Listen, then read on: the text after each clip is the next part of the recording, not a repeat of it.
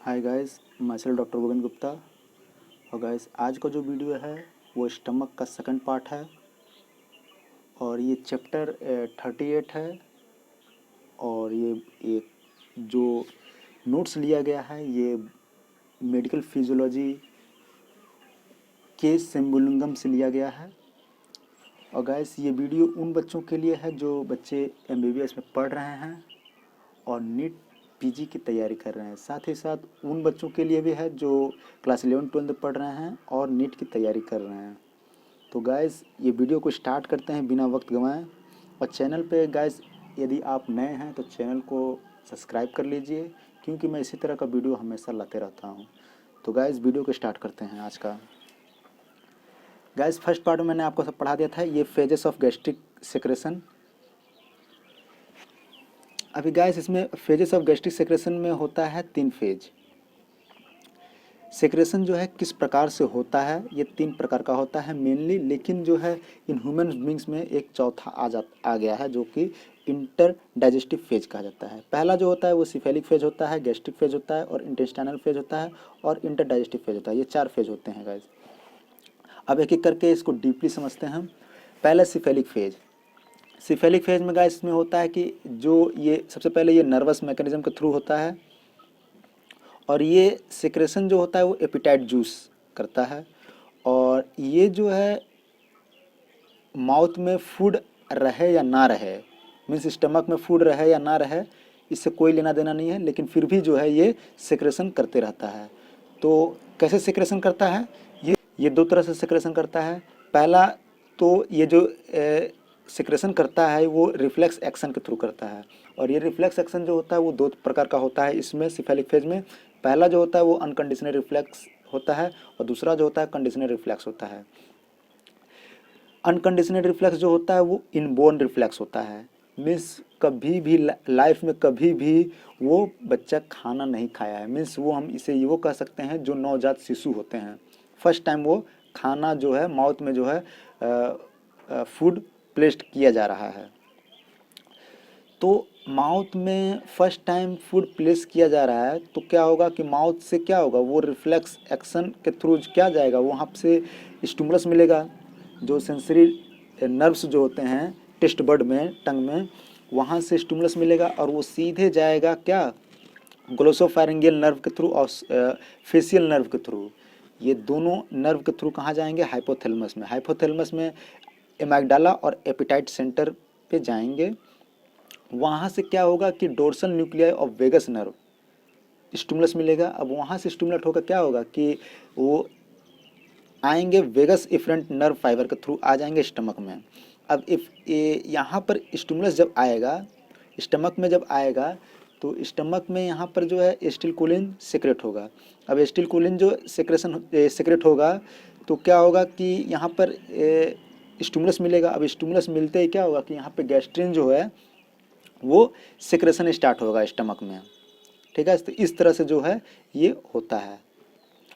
उसी तरह से जो है ये कंडीशनल रिफ्लेक्स को भी समझ लेते हैं। कंडीशनल रिफ्लेक्स में क्या होता है कि जो पहले से जो एक्सपीरियंस जो है कर चुका है, मीन्स खाना जो है खा चुका है, ये फर्स्ट टाइम नवजात शिशु के लिए नहीं होता है, मतलब जो है खाते पीते रहता है, तो ये प्रीवियस एक्सपीरियंस होता है। फिर उसके बाद जो है सिक्रेशन ये कैसे होता है? देखने से होता है, स्मेल से होता है, हियरिंग से होता है, थॉट से होता है। ये जो है देखने से क्या होगा, इस जाकर जो है सेंसरी ऑर्गन्स जो होते हैं, जो आई होगा, ईयर होगा, नोज होगा, ये सब जैसे ही स्टिमुलस इसे मिलेगा वो क्या करेगा, सेरेब्रल कॉर्टेक्स पास भेजेगा। अब सेरेब्रल कॉर्टेक्स पास जैसे ही पहुँच के क्या होगा, वो डोर्सल न्यूक्लियाई और वेगस नर्व के पास पहुँचेगा यहाँ पर। अब यहाँ पर जब पहुँचने के बाद, अब गैस यहाँ पर समझने वाली बात यह है कि सेंसरी ऑर्गन्स जो होते हैं, सेंसरी ऑर्गन्स के जो स्टिमुलस जो मिलेगा वो फेशियल नर्व और गैरोसोफेरिंगल की नर्व के थ्रू ही जाएंगे। यहाँ पे जाएगा सेरेब्रल कॉर्टेक्स से डोर्सल न्यूक्लियस ऑफ वेगस, फिर वहाँ से जो है गैस्ट्रिक सेक्रेशन होगा, वेगस इफरेंट नर्व फाइबर के थ्रू आएंगे। और यहाँ पर आते ही स्टमक में आते ही क्या होगा, एसिटिलकोलिन जो है सिक्रेट होगा और स्टिमुलस मिलने के बाद गैस्ट्रिक सेक्रेशन होने लगेगा। तो गैस ये होता है कंडीशनल रिफ्लेक्स। तो गैस सिफेलिक फेज में यही है कंसेप्ट, इसमें कोई ज़्यादा वो नहीं है। तो गाइज अब दूसरा फेज की बात कर लेते हैं जो गैस्ट्रिक फेज होता है। इसमें क्या होता है कि दोनों मैकेनिज्म होता है, एक नर्वस मैकेनिज्म होता है, एक हार्मोनल मैकेनिज्म होता है। सिफेलिक फेज में क्या था, वो नर्वस मैकेनिज्म बेस्ड था, लेकिन इसमें दोनों है। इसमें सीक्रेट क्या होता है, गैस्ट्रिक जूस होता है। उसमें क्या था सिफेलिक फेज में कि एपिटाइट जूस था। इसमें जो है परसेंस ऑफ फूड में मतलब फूड जब रहेगा तभी सेक्रेशन होगा, उसमें परसेंस या एब्सेंस होता है तो भी सेक्रेशन होता है। अब इसको समझते हैं अच्छे से। अब जैसे कि अब फूड आया, फूड ले लिया गया, इनटेक लिया गया। अब फूड जैसे ही इसोफेगस में आएगा तो इसोफेगस के जहाँ पर ये स्टमक ओपनिंग हो रहा है, मीन्स जो है कार्डिक रीजन, कार्डिक रीजन में जैसे ही आएगा, अब यहाँ पर स्टमक में फूड आ जाएगा, तो यहाँ पर स्टमक आएगा, स्टमक में आ जाएगा फूड, तो यहाँ पर एक्सपेंड होगा। एक्सपेंड जब होगा तो यहाँ पर एसिटिल कोलिन सब होते हैं जो न्यूरोट्रांसमीटर होते हैं, वो न्यूरोट्रांसमीटर जो होते हैं वो स्टिमुलस होंगे। अब ये स्टिमुलस होते क्या करेंगे, वो sensory fibre of vagus nerve के थ्रू वो dorsal nucleus of vagus nerve के पास जाएंगे। अब यहाँ पर जाएंगे तो dorsal nucleus of vagus nerve क्या करेगा कि मोटर फाइबर्स के थ्रू जो है ये स्टमक में फिर लाएगा। अब फिर यहाँ पर जो है एसिटिलकोलिन रिलीज करेगा, फिर यहाँ पर क्या होगा, गैस्ट्रिक सेक्रेशन स्टार्ट हो जाएगा। अब चूंकि अब ये सेंसरी, क्योंकि मतलब ये वेगस नर्व के थ्रू ही होता है, एक ही नर्व के थ्रू होता है, मीन्स वेगस नर्व के थ्रू होता है। सेंसरी फाइबर्स जो है स्टमक से dorsal nucleus of vagus nerve के पास लाया, फिर dorsal nucleus of vagus nerve जो है मोटर फाइबर के थ्रू स्टमक में गया, एसिटिलकोलिन रिलीज किया और गैस्ट्रिक सेक्रेशन होने लगा। तो ये वेगस नर्व के थ्रू होता है, इसी को हम लोग क्या कहते हैं, वैगो वैगल रिफ्लेक्स होता है, क्योंकि एक ही नर्व के थ्रू होता है जो कि वैगल नर्व होता है, इसी को हम वैगो वैगल रिफ्लेक्स बोला जाता है। और इसमें जो सेक्रेशन जो होता है वो गैस्ट्रिक जूस होता है। और गैस्ट्रिक होता क्या है, ये पॉलीपेप्टाइड होता है जो कि G14, G17 और G34 एमिनो एसिड से बने होते हैं। और ये जी सेल्स जो कि पाइलोरिक ग्लैंड्स स्टमक में होते हैं, ये भी सेक्रेट करते हैं। और इसका फंक्शन की बात किया जाए तो फंक्शन इसका पेप्सिनोजेन सेक्रेशन करता है और HCl सेक्रेट करता है गैस्ट्रिक ग्लैंड से स्टमक में। ठीक है, तो ये था गैस्ट्रिक फेज था। अब आइए हम बात कर लेते हैं इंटेस्टाइनल फेज का। अब इंटेस्टाइनल फेज जो होता है गैस, इसमें भी जो है नर्वस मैकेनिज्म और हार्मोनल मैकेनिज्म होता है, लेकिन मोस्टली जो होता है वो हार्मोनल मैकेनिज्म होता है। इसमें भी सेक्रेट जो होता है वो गैस्ट्रिक जूस होता है। ये भी प्रेजेंस ऑफ फूड ही होता है, स्टमक में फूड रहेगा तो ही सेक्रेशन होता है। और ये इसमें एक चीज़ खास है कि ये इसमें secretion of gastric juice decrease होता है। अब कैसे डिक्रीज होता है इसको समझते हैं। अब ये सिक्रेशन कैसे डिक्रीज होता है, कैसे इनहिबिट होता है, कैसे रिड्यूस होता है, ये इसको समझते हैं। अब देखिए यहाँ पे डिक्रीज होने का दो तरीका है, एक इंट्रोगैस्ट्रिक रिफ्लेक्स के थ्रू और एक जीआई हार्मोन के थ्रू। इंट्रोगैस्ट्रिक रिफ्लेक्स कैसे डिक्रीज होता है, कैसे इनहिबिट होता है, इसको समझते हैं। देखिए यहाँ पर जब फूड जब आ जाता है स्टमक में, अब फूड जब स्टमक में जब आ जाएगा तो यहाँ पर क्या होगा कि जब यहाँ पर स्टिमुलस मिलेगा स्टमक में तब वो जाएगा वेगस नर्व के पास, और वेगस नर्व क्या करेगा, फिर से वो आएगा स्टमक में, एसिटिलकोलिन रिलीज करेगा और गैस्ट्रिक सिक्रेशन करेगा। तो एक समय ऐसा आएगा कि गैस्ट्रिक जूस जो है एकदम पीक पर चले जाएगा, उसके बाद क्या होगा, उसके बाद डिक्रीज होने लगेगा। और डिक्रीज कब होगा, जब ये इंटेस्टाइन में पहुंच जाएगा, इंटेस्टाइन में पहुंचने लगेगा तब, क्योंकि जब फूड जो है स्टमक के बाद इंटेस्टाइन में पहुंचेगा, जब इंटेस्टाइन में पहुंचेगा तो सेक्रेशन क्या होगा, स्टमक में अब डिक्रीज होने लगेगा। और एक टाइम ऐसा आएगा कि वो डिक्रीज टोटल ही पूरा डिक्रीज हो जाएगा। समझ रहे ना गाइस क्या मैं समझा रहा हूँ। एक समय आएगा मीन्स एकदम पूरा पीक लेवल पे जो है गैस्ट्रिक जाएगा, उसके बाद वो जब डियोडेनम में पहुंचेगा उसके बाद क्या होगा, डिक्रीज होने लगेगा। तो यही होता है, ऐसे ही मतलब वो डिक्रीज होता है। उसको हम क्या कहेंगे, इंट्रोगैस्ट्रिक रिफ्लेक्स बोला जाता है।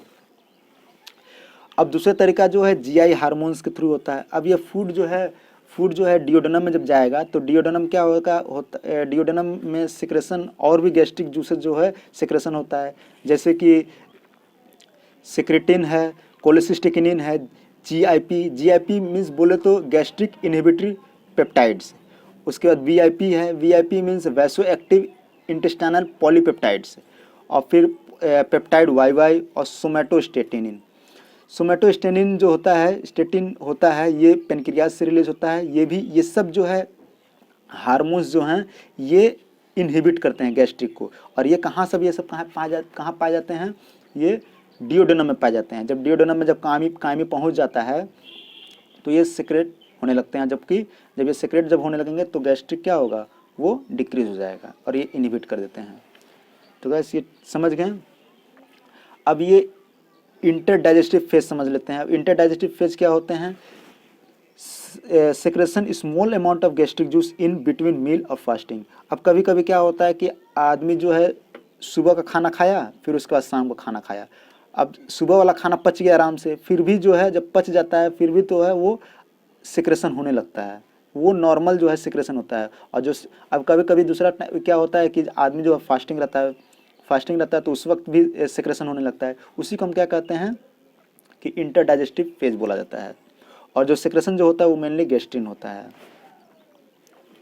ठीक है, तो ये 4 फेजेस होते हैं गाइस, इसको आप समझ लीजिएगा, क्योंकि ये जब मैं पेनक्रियाज में पढ़ाऊंगा तो भी यही सब जो है इम्पोर्टेंट होने वाली है, यही सब ये आने वाली है, तो इसको आप ध्यान रखिएगा। तो गाइस अब गैस्ट्रिक को कैसे एनालाइज किया जाता है वो समझते हैं।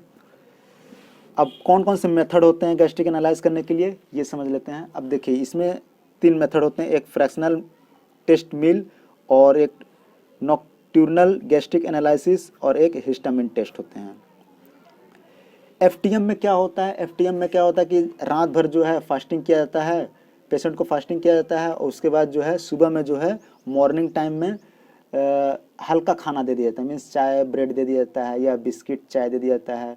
तो वो दे देने से क्या होता है कि वो लेने के बाद जो होता है उसको गैस्ट्रिक जूस जो है वो कलेक्ट किया जाता है और हर लगभग ये 2.5 घंटे का होता है, 2.5 घंटे का होता है। और ये हर 15 मिनट पे जो है एनालाइज किया जाता है कि गैस्ट्रिक जो सिक्रेशन जो हो रहा है वो कैसा है, मीन्स एसिडिक हो रहा है कि बेसिक हो रहा है, ये यहाँ पर ये चीज़ देखा जाता है फ्रैक्शनल टेस्ट मील में। उसी तरह से नॉक्टर्नल गैस्ट्रिक एनालिसिस में क्या होता है कि इसमें पेशेंट को लिक्विड चीज़ दिया जाता है, और शाम को वक्त दिया जाता है, और शाम को देने के बाद जो है 8 बजे से लेकर 8 PM टू 8 AM के बाद जो है हर घंटे जो है इसको एनालाइज किया जाता है, गैस्ट्रिक सेक्रेशन कितना हो रहा है, कैसे हो रहा है और एसिडिटी क्या है, ये सब देखा जाता है। हिस्टामिन टेस्ट भी किया जाता है उसी तरह से कि हिस्टामिन जो है इसको दे दिया जाता है, मीन्स सबक्यूटेनियसली इंजेक्ट किया जाता है, और जिससे ये इंजेक्ट होने के बाद जो है स्टिमुलस हो जाता है, सिक्रेशन जो है स्टिमुलस होगा। उसके बाद सिक्रेशन जब होगा तो 4 सैंपल्स जो है इसको रिकॉग्नाइज किया जाता है, कलेक्ट किया जाता है हर 15 मिनट पे 1 घंटे के लिए। ठीक है, तो 4 सैंपल्स को इसको रिकॉग्नाइज करने के बाद जो है इसका पता चल जाता है कि कितना गैस्ट्रिक हो रहा है और दिक्कतें क्या है। तो गैस ये हो गया गैस्ट्रिक एनालिसिस। अब गैस अब डिसऑर्डर की बात कर लेते हैं, तो एक एक करके डिसऑर्डर समझते हैं कि जो है स्टमक में कौन कौन से डिसऑर्डर्स हैं। पहला जो है गैस्ट्राइटिस। अब गैस्ट्राइटिस मीन्स होता क्या है गैस? आइटिस मीन्स होता है इन्फ्लामेशन, और मीन्स हम ये कह सकते हैं इन्फ्लामेशन ऑफ गैस्ट्रिक ग्लैंड। ठीक है, गैस्ट्रिक ग्लैंड का इन्फ्लामेशन होना, उसी को हम गैस्ट्राइटिस बोला जाता है। अब ये 2 प्रकार के होते हैं, एक एक्यूट होते हैं और एक क्रोनिक होते हैं। एक्यूट वो होते हैं जो 3 महीने के पहले होते हैं, और क्रोनिक वो होते हैं जो 3 महीने के बाद होते हैं। ठीक है, एक्यूट रहेगा तो जो सुपरफिशियल लेयर होगा वो इन्फ्लेमेशन रहेगा, होगा। और इसमें क्या होता है कि न्यूट्रोफिल्स जो होते हैं, खास तौर पे लिम्फोसाइट्स जो होते हैं वो फिल्ट्रेशन नहीं हो पाते हैं। ठीक है, फिल्ट्रेशन नहीं हो पाते हैं। जो ग्लैंड जो होते हैं, गैस्ट्रिक ग्लैंड होते हैं, गैस्ट्रिक ग्लैंड से मीन्स जो है इस पार से उस पार नहीं हो पाते हैं, तो इसी को जो है एक्यूट कहा जाता है। उसका दूसरा जो है क्रोनिक आता है।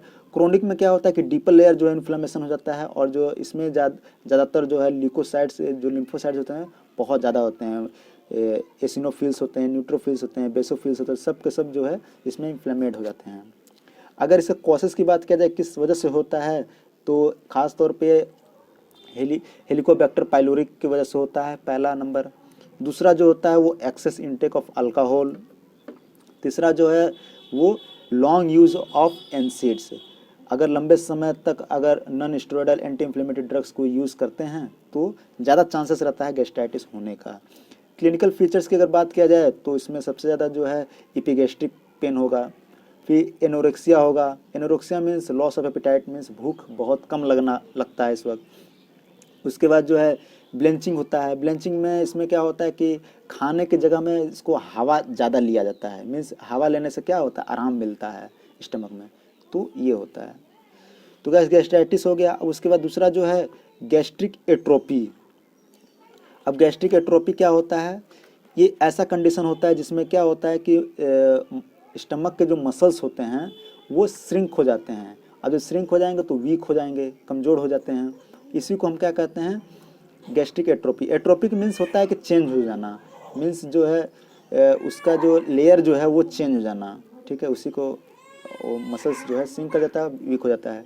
ये एक एटोइम्यून एट्रोपिक गैस्ट्राइटिस होता है। क्लिनिकल फीचर्स की बात किया जाए तो एक क्लोरहाइड्रिया होता है। इसमें क्या होता है कि जो है डिक्रीज हाइड्रोक्लोरिक एसिड हो जाता है, एसिड जो होता है वो डिक्रीज होता है। और इसमें जो है परनीसियस एनीमिया होगा। परनीसियस एनीमिया कैसे होगा कि इंट्रिंसिक फैक्टर जो होता है, इंट्रिंसिक फैक्टर्स जो होते हैं वो विटामिन B12 को एब्जॉर्ब नहीं कर पाते हैं। विटामिन B12 जब एब्जॉर्ब नहीं हो पाएगा तो क्या होगा कि परनीसियस एनीमिया हो जाएगा।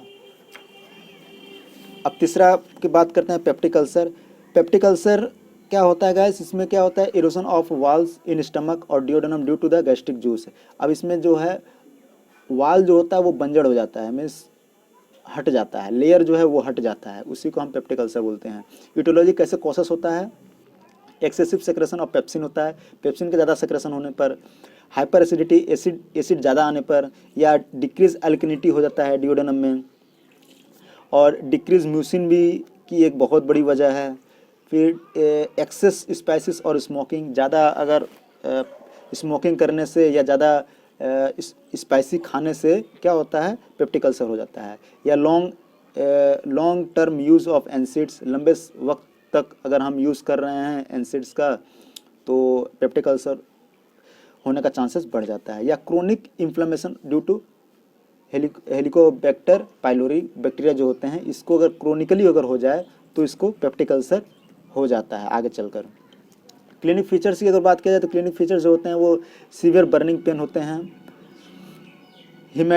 हिमेटेमेसिस होने लगता है, मतलब वॉमिटिंग जो होगा वो ब्लड होगा, एनोरेक्सिया होगा, भूख नहीं लगता है, नोजिया, वॉमिटिंग, हार्ट बर्निंग होता है, बहुत ज़्यादा यहाँ पर जलन होता है। तो ये गाइस ये क्लिनिकल फीचर्स हैं। चौथा जो होता है वो जोलिंजर इल्यूशन सिंड्रोम होते हैं। इसमें क्या होता है कि जो HCl जो है बहुत ज़्यादा सिक्रेशन होने लगता है स्टमक में। अगर कॉसेस की बात किया जाए तो कॉसेस जो होता है वो पेनक्रियाटिक ट्यूमर होता है पहला। और पेनक्रियाटिक ट्यूमर जो होते हैं, एसिनार सेल्स जो होते हैं वो ज़्यादा सिक्रेशन करने लगते हैं HCl, जो कि गैस्ट्रिन जो है इंक्रीज हो जाता है, और HCl जो है वो इंक्रीज होता है स्टमक में, और वो क्या होता है, एक सिंड्रोम एराइज हो जाता है जिसे हम जोलिंजर इल्यूशन सिंड्रोम कहा जाता है। क्लिनिकल फीचर्स की अगर बात किया जाए तो क्लिनिकल फीचर्स जो होते हैं वो एब्डोमिनल पेन होते हैं, डायरिया होता है, और डिफ़िकल्टी इन ईटिंग होता है। तो गाइज ये होता है 4 टाइप्स की डिजीज़ होते हैं। तो गाइज आई होप ये वीडियो आपको अच्छा लगा होगा। और गाइज यदि आप हमारे चैनल को सब्सक्राइब नहीं किए हैं तो चैनल को सब्सक्राइब कर लीजिए, क्योंकि मैं फिजियोलॉजी को मैं पूरा पढ़ाने वाला हूँ। तो गाइज यदि आप पढ़ना चाहते हैं, नोट्स को समझना चाहते हैं, कंसेप्ट को समझना चाहते हैं, तो चैनल को सब्सक्राइब कर लीजिए और बेल आइकन को प्रेस कर लीजिए, क्योंकि पहला वीडियो में जैसे मैं अपलोड करूँगा तो आपके पास नोटिफिकेशन पहुँच जाएगा। ठीक है गाइज, थैंक यू।